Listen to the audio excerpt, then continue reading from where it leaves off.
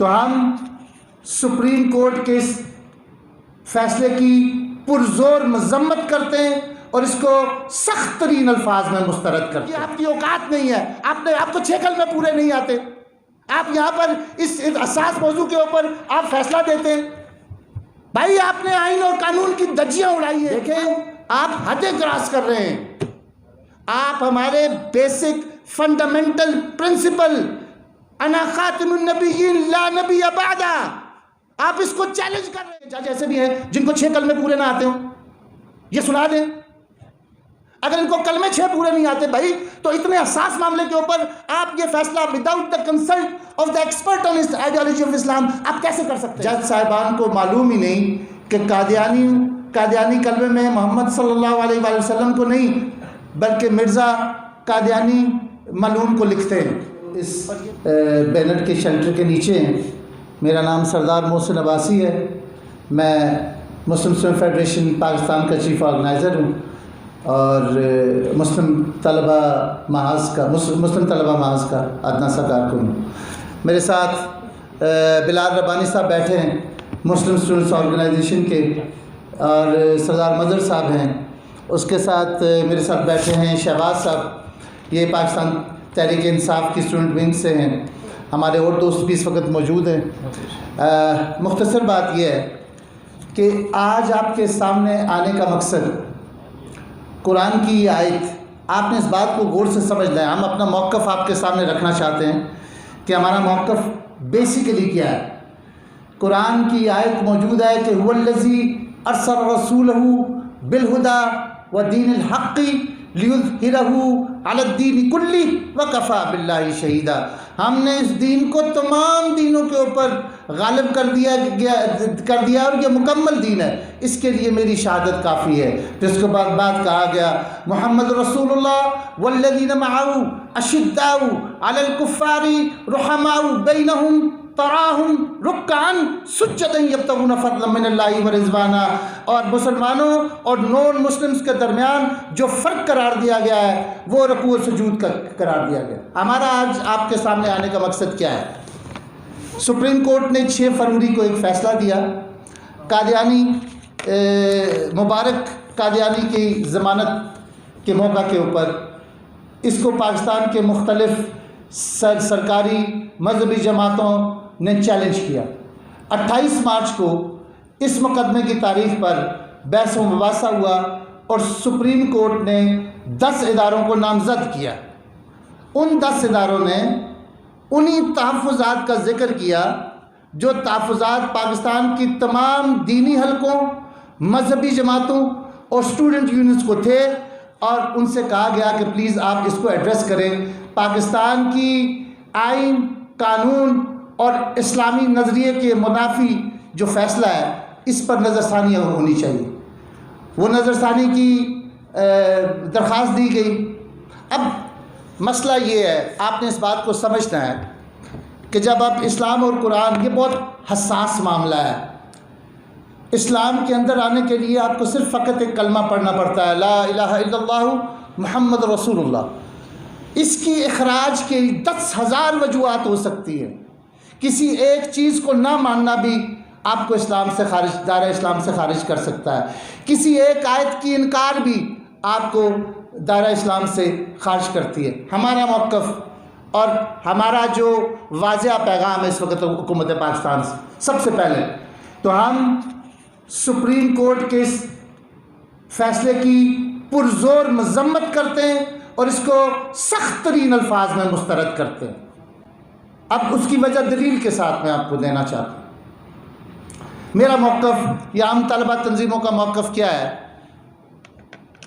حضور اکرم صلی اللہ علیہ وسلم نے کہا کہ انا خاتم النبیین لا نبی بعدہ، میں آخری نبی ہوں، میرے بعد کوئی نبی نہیں آئے گا۔ 1973 کے آئین کے مطابق، اور اس آئین کی وہ شکیں جنہوں نے غیر مسلم کو ڈیفائن کیا، اس ڈیفینیشن کی روح سے ان کو کافر قرار دیا گیا۔ اب اس میں بہت سی چیزیں ہیں، ہمارے وکلاء کا موقف ہے، طلبہ تنظیموں کا موقف ہے، اس میں مذہبی جماعتوں کا موقف ہے۔ جو میں آپ کے سامنے رکھ رہا ہوں کہ آج سپریم کورٹ کا فیصلہ مسلمانوں کے حق میں نہیں بلکہ مرزائیت کے حق میں ہے۔ چند شکے بدترین مرزائیت نوازی کی دلیل ہے۔ فیصلے کی کل 50 شکے۔ شک نمبر 6، اس میں لکھا گیا کہ مبارک ثانی پر پنجاب قرآن بورڈ کے دفعہ 7 لاگو نہیں ہوئی بلکہ اس کا اطلاق ممنوعہ کتاب کے مصنف، ناشر، تابع یا ریکارڈ تیار کرنے والے پر لاگو ہوتی ہے۔ مبارک ثانی نے ملزم ہے، نہ مصنف ہے، نہ تابع ہے، نہ ناشر ہے۔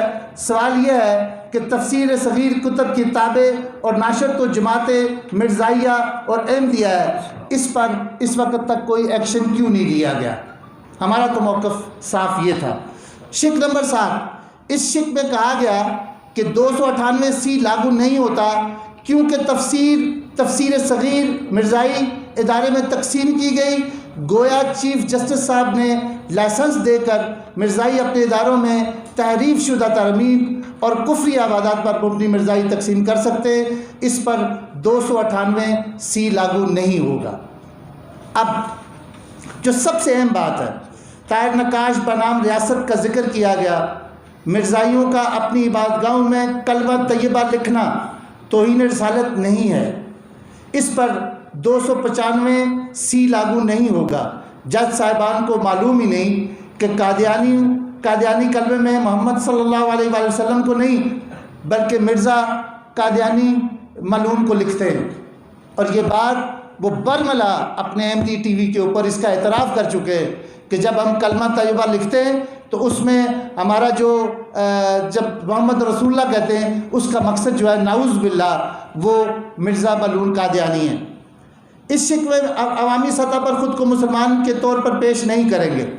اب جو سب سے اہم بات جس کے اوپر ہمارا اعتراض ہے، اور وہ میں اپنی پاکستان کی عوام کے سامنے بھی رکھنا چاہتا ہوں، آپ لوگوں کے سامنے بھی رکھنا چاہتا ہوں، اس فیصلے کی شک 33 اور 40 میں لکھا ہے، ترجمہ ہے کہ در حقیقت یہی اسلام ہے۔ ہاں، یہ اس میں انہوں نے لکھا ہے جی بیسیکلی جو سب سے خطرناک چیز انہوں نے لکھی وہ یہ لکھی کہ شک نمبر 40 فیصلے میں یہ بھی قرار دیا گیا کہ جن انتظامی احکامات کو اس مقدمے میں چیلنج کیا گیا تھا ان کا اطلاق احمدیوں کے صرف ان افعال پر ہوتا ہے، وہ عوامی سطح پر انجام دیں، نہ کہ ان افعال پر جو اپنے گھروں میں یا عبادت گاہوں میں کریں۔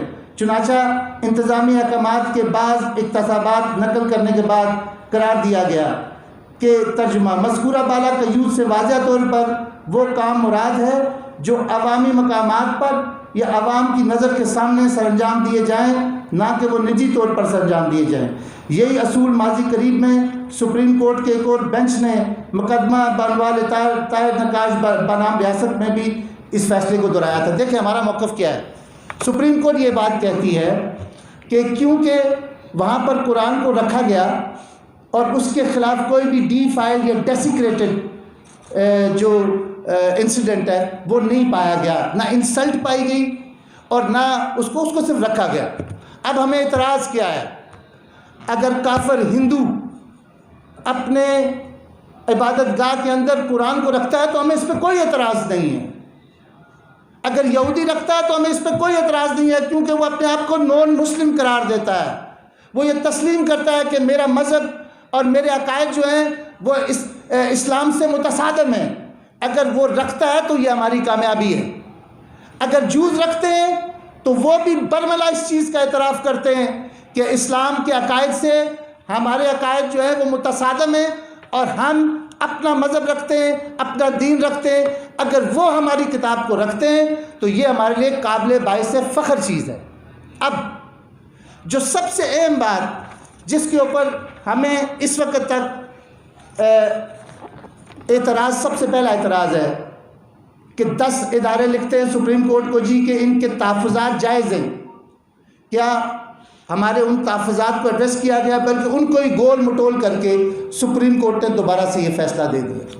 کیا سپریم کورٹ نے یہ فیصلہ دینے سے پہلے اسلامی نظریاتی کونسل، شریعت کورٹ یا مفتیان دین جتنے بھی ہیں جو اس وقت اس پاکستان کے اندر موجود ہیں، کیا ان سے کنسلٹ کیا گیا؟ میرے خیال میں تو سپریم کورٹ کا ایسا کوئی، میں چیلنج کرتا ہوں کہ سپریم کورٹ کے جج ایسے بھی ہیں جن کو 6 کلمے پورے نہ آتے ہوں، یہ سنا دیں۔ اگر ان کو کلمے 6 پورے نہیں آتے بھائی، تو اتنے حساس معاملے کے اوپر آپ یہ فیصلہ without the consult of the expert on ideology of Islam آپ کیسے کر سکتے ہیں؟ آپ نے کیا ان سے کنسلٹ کیا؟ ہمارا موقف کیا ہے؟ اسلامی شعار کا نام 1973 کے آئین کے مطابق اسلامی دینی اصلاحات کا جو استعمال ہے وہ احمدیہ گروپ، لاہوری گروپ یا احمدیہ گروپ، یہ دونوں نہیں کر سکتے۔ اگر اس کا ارتکاب کرتے وہ پکڑے گئے تو یہ قابل جرم ہے ان کے اوپر۔ مجھے یہ بات بتائے کہ پھر کیا اس کے اوپر 98 اور 95 سی اور ڈی کا اطلاق نہیں ہوتا؟ سب سے پہلے میرا مطالبہ ہے سپریم کورٹ کے ججز سے کہ آپ کو چاہیے تھا، دیکھیں آپ حدیں کراس کر رہے ہیں، آپ ہمارے بیسک فنڈامنٹل پرنسپل انا خاتم النبیین لا نبی بعدا، آپ اس کو چیلنج کر رہے ہو۔ آپ کی اوقات نہیں ہے اس کو چیلنج کرنا۔ آپ سیاسی مسائل کے اوپر جو مرضی فیصلہ دیں، ہمیں کبھی کوئی اعتراض نہیں رہا، آپ جو مرضی کرتے رہیں، الٹے ہو کے ناچیں، جو مرضی کریں، لیکن ہم آپ کو اس ideology of Islam, basic concept, the fundamental ideology of Muslim, ہم اس کی تشریح کا حق آپ کو کسی صورت میں نہیں دے سکتے، کیونکہ آپ کی اوقات نہیں ہے۔ آپ کو 6 کلمے پورے نہیں آتے، آپ یہاں پر اس حساس موضوع کے اوپر آپ فیصلہ دیتے ہیں۔ بھائی آپ نے آئین اور قانون کی دھجیاں اڑائی ہیں، آپ کو کس نے اختیار دیا ہے کہ آپ 98 بی اور 95 سی، آپ کو اس کی ڈیفینیشن کرنی چاہیے۔ اس کی ڈیفینیشن خالی یہ نہیں ہے کہ آپ کسی نے قرآن کو نعوذ باللہ پھاڑ دیا، اس کا غلط استعمال، اس کا استعمال سے غلط پروپوگیٹ کرنا اور ایک فتنہ کریٹ کرنا اور اسلام کے خلاف کانسپائریسی پلاٹ اختیار کرنا، یہ بھی وہ سب سے بڑے جرم ہے جو جن کا اطلاق ان کے اوپر ہوتا ہے۔ ہمارا اختلاف قادیانیوں سے کیا ہے؟ ہمارا اختلاف قادیانیوں سے صرف اتنا ہے کہ وہ بطور مسلمان اپنے آپ کو دنیا کو متعارف نہیں کرا سکتے، اپنا تعارف نہیں کرا سکتے، کیونکہ ان کے ہاں ان کا آخری نبی جو ہے وہ نعوذ باللہ جس کی موت جو ہے وہ پاخانہ کرتے ہوئے ہوئی، کیا کہتے ہیں، مرزا قادیانی اس کو کہا جاتا ہے۔ میں افریقہ کے اندر آپ کو بتاؤں کہ انہوں نے کیا کیا۔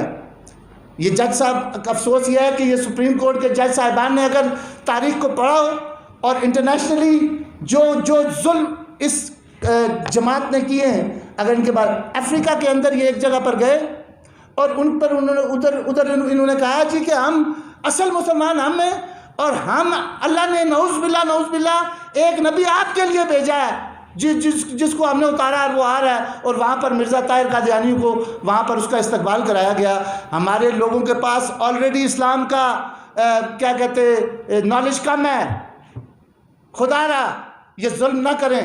اور انشاءاللہ اس معاملے کے اوپر ابھی اس کے اوپر شہباز صاحب بھی بات کریں گے، اس موضوع کے اوپر بلال ربانی صاحب بھی بات کریں گے۔ میں چاہتا کہ یہاں پر سردار مظہر صاحب بیٹھے، ہمارا بڑا پرومیننٹ لیڈرشپ میں سے ایک لیڈر ہے، میں چاہتا تھا کہ وہ بھی بات کریں، لیکن انہوں نے اس پر بات کرنے سے انکار کر دیا، لیکن انہوں نے کہا جی کہ آپ اس کے اوپر آج بات کریں گے۔ در حقیقت یہی اسلام کی روح اور اسلام کی برداشت کی تعلیمات، مسلمان برداشت پر عمل پیرا ہے۔ اسلام نے برداشت کی صرف تلقین ہی نہیں کی، بلکہ اسلام اور مسلمان معاشرے نے تاریخ میں ہمیشہ برداشت پر عمل کیا۔ مسلمان معاشرے یہودیوں کے لیے اس وقت بھی تعامل پر عمل پیرا تھے جب یہودیوں کی تاریخ دور میں مسیح دنیا پہ ان پر ظلم ہو رہا تھا۔ یہود کو عثمانی سلطنت میں پناہ ملی، اور جن یہودیوں پر دوسرے معاشروں پر ظلم ہو رہا تھا انہیں عربوں کے ہاں پناہ ملی اور ترکوں کے ہاں پناہ ملی۔ سب مسلمان معاشرہ پناہ دینے، مظلوم کو پناہ دینے کے حق میں ہے۔ اب آپ دو چیزوں کو سب سے پہلے اس وقت جو میں آپ کو بات کرنا چاہتا ہوں وہ یہ ہے کہ آلریڈی مولانا شاہ احمد نورانی نے جو مولانا شاہ احمد نورانی نے جو اس بارے میں تفصیل اس وقت بیان کی، اس وقت کے پارلیمنٹ کے اجلاس میں، کہ آئین و قانون و دفعات اور عدلیاتی نظائر کی اس تفصیل سے ثابت ہوا ہے کہ احمدیوں کے دونوں گروپوں کو غیر مسلم قرار دینے کے بعد انہیں آئین اور قانون کے مطابق اپنے مذہب پر عمل پیرا ہونے پر اور اس کے اظہار پر اور اس کی تبلیغ کا حق اس شرط کے ساتھ حاصل ہے، اس شرط کے ساتھ، یہ شرط بہت ضروری ہے، اس شرط کے ساتھ حاصل ہے کہ وہ عوامی سطح پر مسلمانوں کی دینی اصلاحات استعمال نہیں کریں گے۔ ہمارا موقف اور اس فیصلے کے خلاف ہمارا دلیل کے ساتھ اس کو مسترد کرنے کا اصل موقف یہ چند سطور ہے کہ وہ اسلامی اشعار کا نام نہیں لیں گے، قرآن پاک کا نام نہیں لیں گے، وہ اس کے اندر تعریف کرنے کے بعد اس کو قرآن مجید کہہ رہے ہیں، وہ اپنی مسجد کو احمدیہ کا عبادت گاہ کہہ سکتے ہیں، مسجد نہیں کہہ سکتے، اسلامی شعار نہیں۔ ہمارا اختلاف ان 3 الفاظ کے اوپر ہے ان سے، اور سپریم کورٹ نے اپنے اس فیصلے کے اندر یہ 3 الفاظ قانونی طور پر ان کو انسائڈ دا ہاؤس، جو چادر اور چار دیواری کے اندر استعمال کرنے کا اصولی طور پر حق دیا ہے۔ ہم اس کے خلاف ہر سطح کے اوپر جائیں گے انشاءاللہ، ہر سطح کے اوپر۔ اور یہ بات یاد رکھیں، یہ ختم نبوت کی تحریک ہے، اور اس قسم کے بہت سے فتنے پاکستان میں اس سے پہلے بھی آئے ہیں جن کو زد و کوب کیا گیا ہے۔ انشاءاللہ اس دفعہ بھی میں جج صاحبان سے بھی گزارش کروں گا کہ بھائی اگر آپ کے پاس اسلامی نالج لمیٹڈ ہے تو آپ کو چاہیے کہ آپ experts of the ideology of Islam, you have to consult them and you have to take the astute advice from them. اگر آپ نہیں لے سکتے ہو تو آپ نے جو فیصلہ کیا ہے یہ سرعام اسلام پاکستان کے آئین کے منہ کے اوپر سرعام تماچا ہے۔ ہم اس کی پرزور مذمت کرتے ہیں، اور اس سلسلے میں جمعے والے دن انشاءاللہ اس بارے میں شہباز صاحب بات کریں گے۔ میں چاہوں گا کہ آپ بلال ربانی صاحب اس سلسلے میں آپ سے کچھ چند الفاظ کہنا چاہیں۔